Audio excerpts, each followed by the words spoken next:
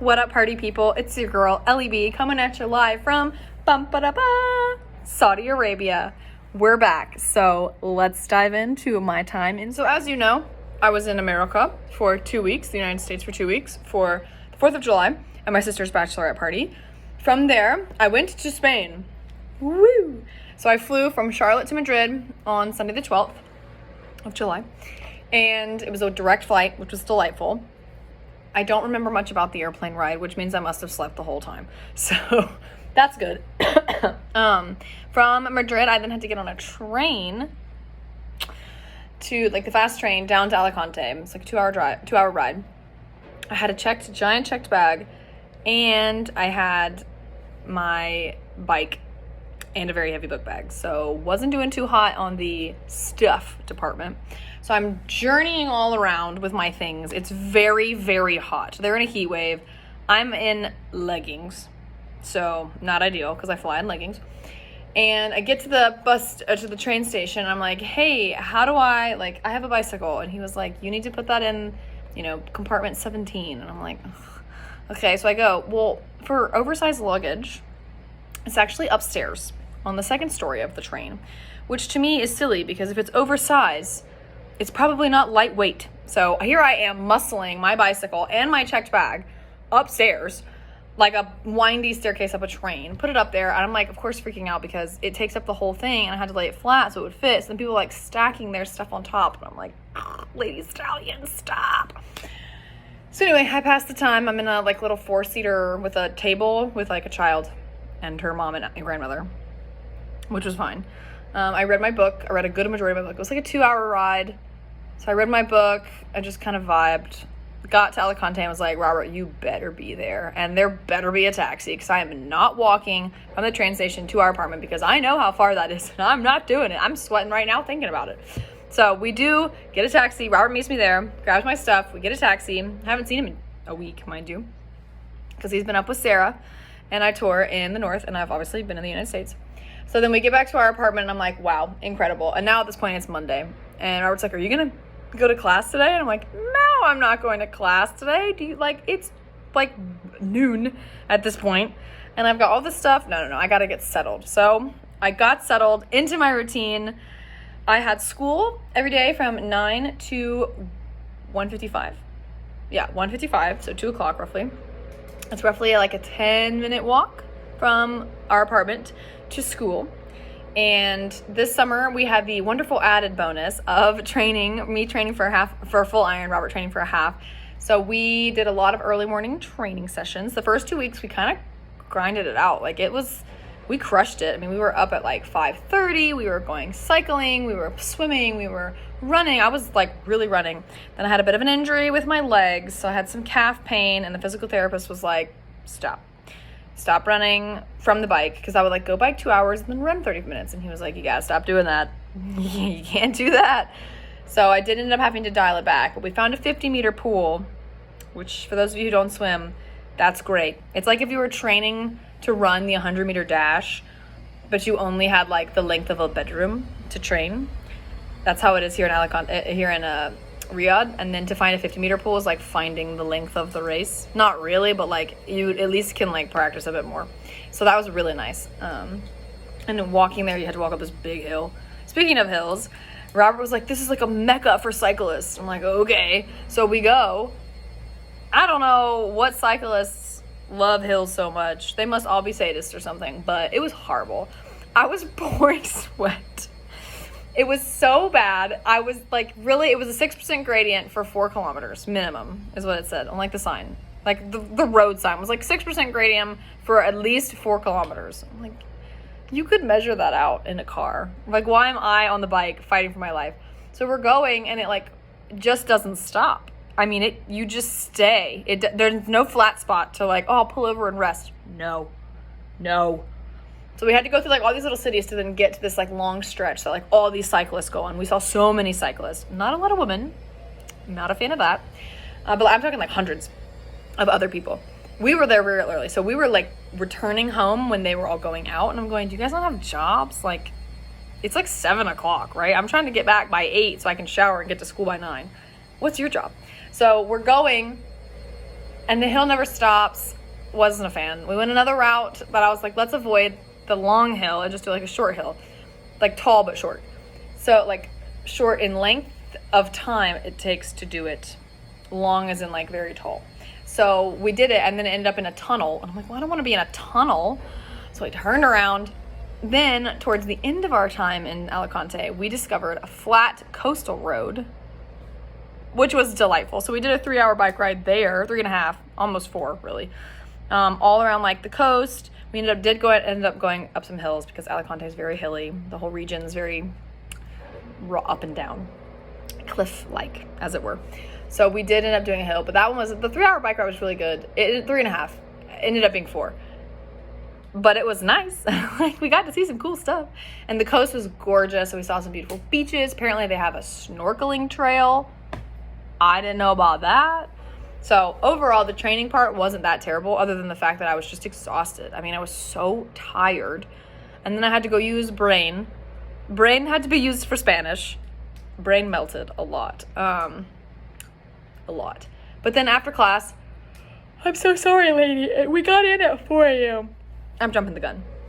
After class, so we would train and then school. And then after class, we'd either go to the gym or go to the beach for like an hour. I didn't really go to the beach that much. You can tell I'm not very tan.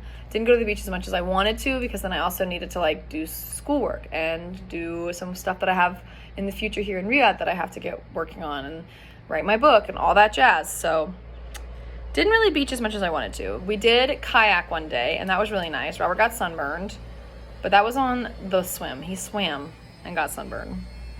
I know, it takes a special skill. You have to be really pale and pasty to get sunburn swimming, but he did. And we only kayaked once, unfortunately. Then Robert got sunburned, so we were like, well, we're not going to go out while you're sunburned. And then I got an upper respiratory infection in the middle of summer in Alicante. It's still lingering with me. I have a cough, a bit of a cough. It's like semi-productive, I guess. Super inconvenient. I went to sent Robert to the pharmacy for me because I was like suffering.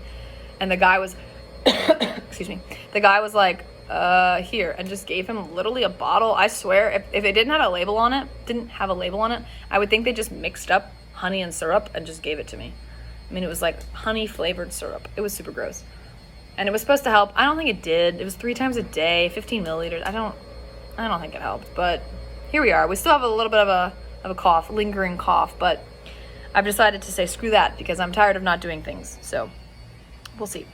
In regard to my legs, I did go to physical therapy like 3 times a week for the whole time I was there, just preemptively, and also for my legs. And for my knees, I was worried about my knees because it's hilly, and I knew that I'd be running up hills. And so we did a lot of like the little electrodes or whatever. That hurt. And then he asked me to stop running, so I will be running this week after I go to the doctor tomorrow. Wish me luck. Yay. What else did we do? It was really low key. We went out to eat a bunch. We actually cooked more this summer than we had before. I think in my age at 30, I was like, no, I need to cook vegetables. They have really good red meat there. If you hear a spaceship, it is my laundry. My washing machine sounds like it's about to take flight every time it's doing its like final spin. And then what else did we do? We went to Cirque du Soleil, which was obviously amazing. Absolutely incredible. 10 out of 10. There's a spaceship in here. That's Robert. Robert just got back from getting waters. He's water farming. Cirque du Soleil, I'm like the perfect audience member because I'm a grown up. I gotta go up. Would you like to come tell them? You got it. But Robert's gonna come tell you guys a story. At Cirque du Soleil, he got us great seats at the front.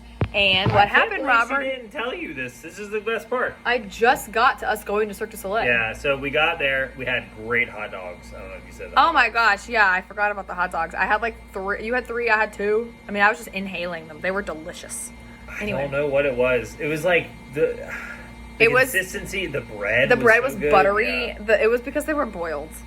And then on that weird like roly thing that you see at gas stations. Yeah. Anyway, Robert, what happened at the... So then we go and we sit down, and they're like setting up, but there are people on stage like doing fun like the things pre-show, or whatever, while they set up. And so like some random person in like this weird outfit comes up to me and like tries to like take some popcorn jokingly, blah blah. And I was like, "Oh, you want some?" They're like, "No, okay." And they're like, here, you come with me. And so they took me up onto the stage, and everyone was already there. And then they had me sit on like this weird old bike. And there was like this mad scientist running around trying to get all the electricity turned on. And so he's like, you need to cycle to turn the electricity. And in my head, I was laughing, like, ooh, I'm getting should I turn on my Garmin? Should I do this? And then it like powered something, and then he was like, oh, and then it turned off. He's like, what are you doing? And he's like, he's mad, but then he wasn't mad, and then he came over, and then he's like, okay, cool, you can go now. The reason Robert wanted to turn his Garmin on to get credit for the cycle is because he hadn't cycled in a while. Do you want to know why he took some days off of cycling? I fell very hard. Twice on the same ride. It was like right when we started, he absolutely busted it. His tire slid out from under him, so he like slid across like the marble. And then when we were returning, and just landed straight on my hip.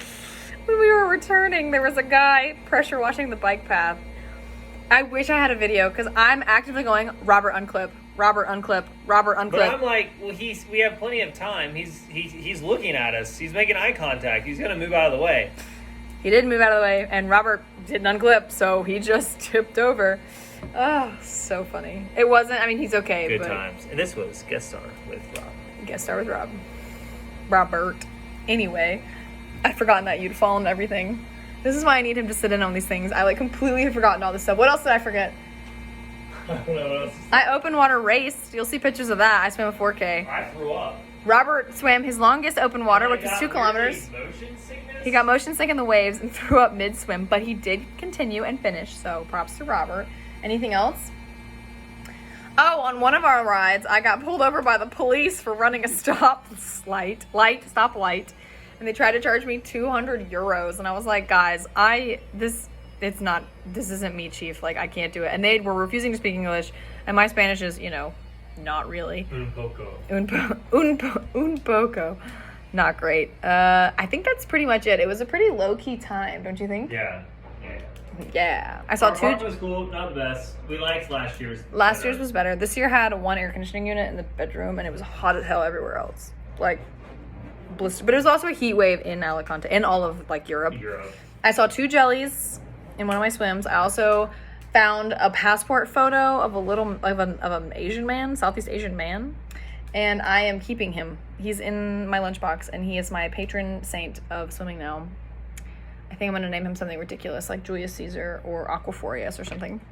I found him on the floor of the ocean. Aquaphorius. Robert votes Aquaphorius. What are you guys' votes? I saw 2 jellies. We saw some stingrays. Found a new place to swim. Just vibing. All the vibes.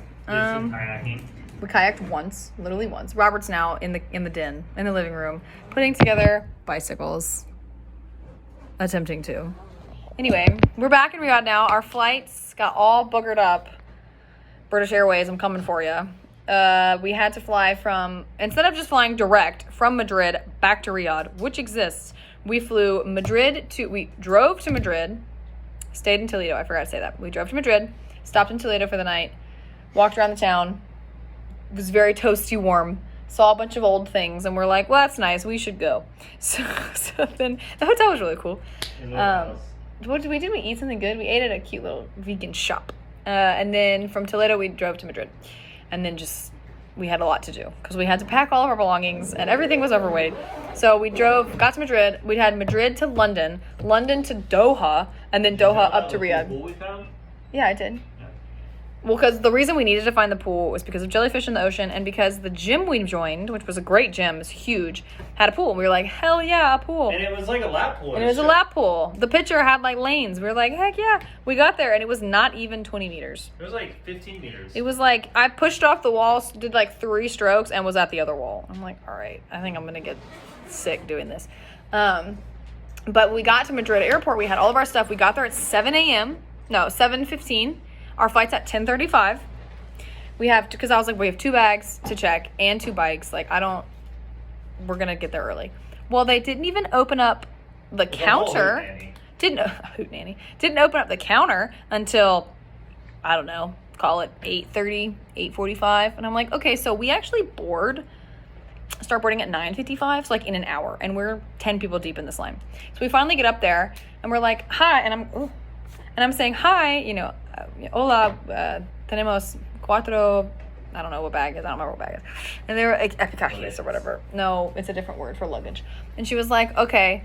And I said, pero dos, like 2 of them are bicycles. And she was like, okay, put them on the thing. And I was like, okay. So I put our checked bags. She checked them. And I was like, okay. And the 2 bicycles? 2 bicycles? And she was like, okay, okay. She came out and she looked and she was like, there's 2 of them?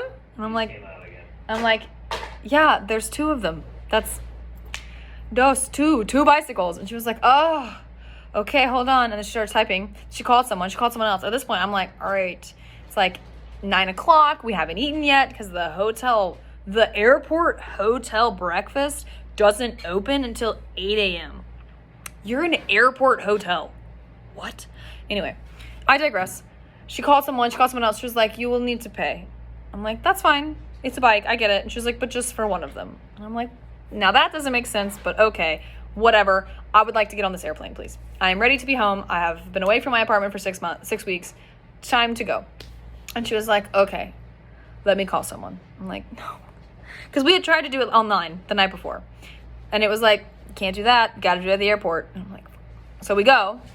The British Airways system was down. And she was like, oh yeah, it's down. I'll do it here. Nope, can't do it. Blah, blah, blah, blah, blah. Nope. And I'm like, well, yes. So she prints out 2 bag tags, tags both the bikes, and then is like, I can't do anything. I'm like, you can, because you just tagged the bikes, right? Like, they have bag tags. She was like, you need to go to the customer service office and pay for the bag. And I'm like, that's great. I'd love to do that. So at this point, mind you, 9:30, right? We're an hour away from takeoff, 20 minutes from boarding. I'm like, sure. So I sprint through the airport, and I'm like, hi, I need to pay for this. Here you go. Dink. Saw the smallest dog I've ever seen in my life. Its head was literally this big. Like, smaller than Reese. Reese could have eaten the dog. I thought it was like a Barbie with an afro. That's how small its little head was. And I was like, hi, I just need to pay for this. And they're like, this is British Airways. I'm like, I'm aware. And they're like, yeah, we can't get into British Airways system. That's a them problem, not an us problem. And I'm like, I just need to pay. I just need a receipt to pay. Just let me pay you. I will pay you right now. And they were like, no, go back. But that was after they called someone. So I was at that counter for 10 minutes. And I'm like, great. So now it's like 9:45. I'm like, we board in 10 minutes. Spectacular. So I run back to Robert. She's like, wait. I'm like, okay. So we're waiting. And I was like, all right, well, I'm going to go to the bathroom and grab like a water. Cause at this point I'm famished. Our dinner the night before was at the Crowne Plaza. So we were a little hungry. So we're waiting. And finally she was like, you can't pay here either. And I'm like, well, I don't know what to tell you, but I am in fact getting on the airplane with my bicycles and I'm boarding in 10 minutes. So I am doing that. So we go and she's just like, okay, fine, come on. And she just puts our bikes under and there's no charge or anything. And I was like, all right, whatever. So we, Same with the banjo. well, then we rush, we get to our gate. Naturally, it's Spain. They're basically Arab. They were like, we'll board whenever. And I'm like, no. We're supposed to board now. So we're waiting in line. We get all the way up to the front. Mind you, Robert has been standing holding his banjo. It's like on his back. So you see the instrument behind him. It's a new travel. The whole time, a travel banjo.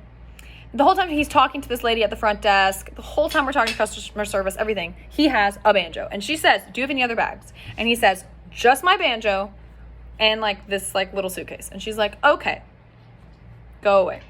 So we get all the way. We are the second to last people to board this airplane because the line was really long.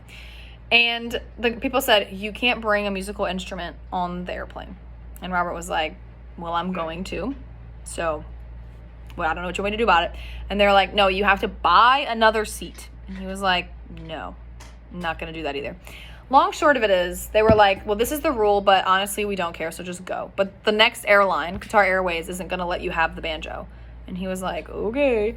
Okay, well, obviously Qatar Airways didn't even say anything about his banjo. They were just like, we'll put that in the cabin for you. And we were like, yeah, we know.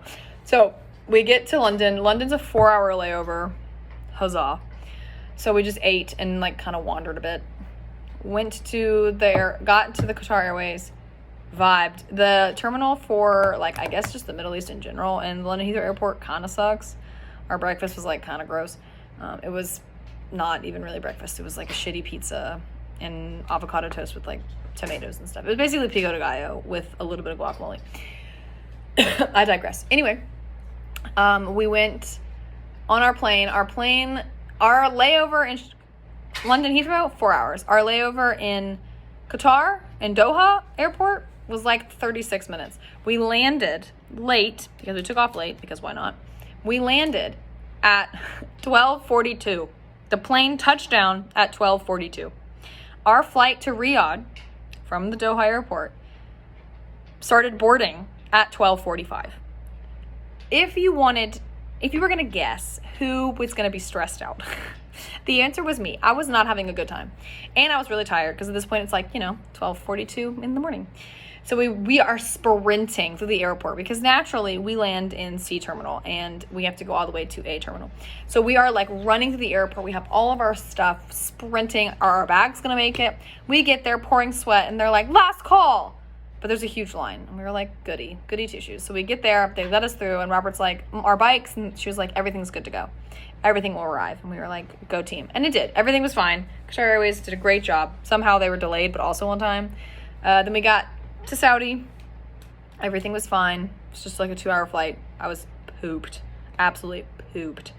And then because we have our bikes, Ubers are hard, so we had to take separate Ubers. I think we ended up getting in bed last night / this morning at like 4:45 a.m.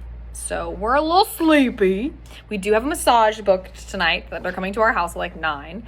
And my friend Emily is going to cook us some dinner tonight. She lives in the compound, so it'd be nice to go see her and to get food. She calls us mom and dad. So she was like, I can cook for mom and dad. I'm like, oh, we would love for you to cook for us. We were so hungry.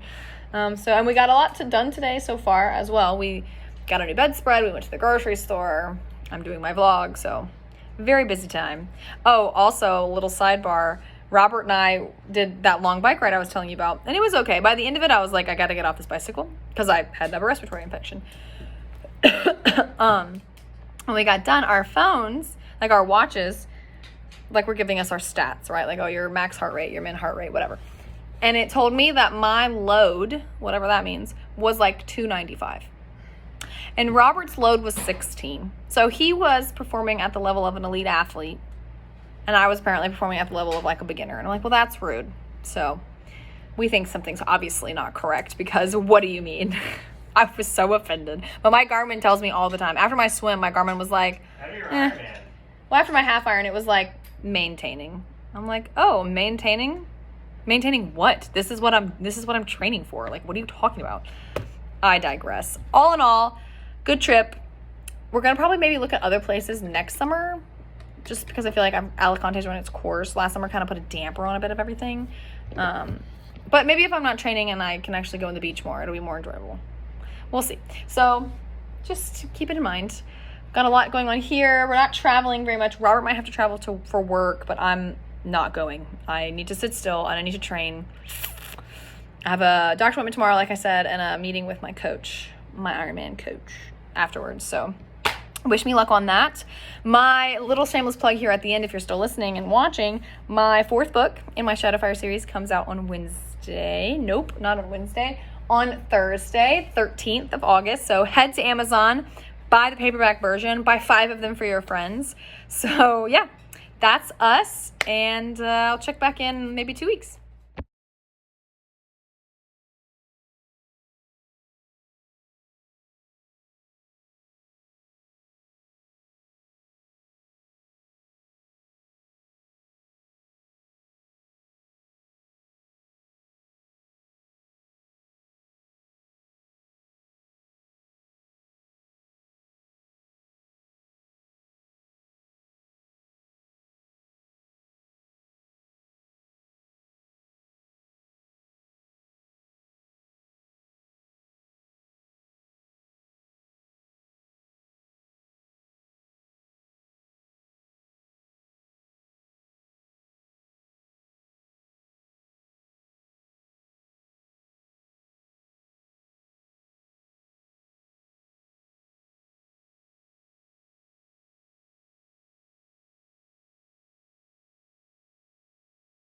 Sobrepasar las embarcaciones de pádel poco a poco, con precaución.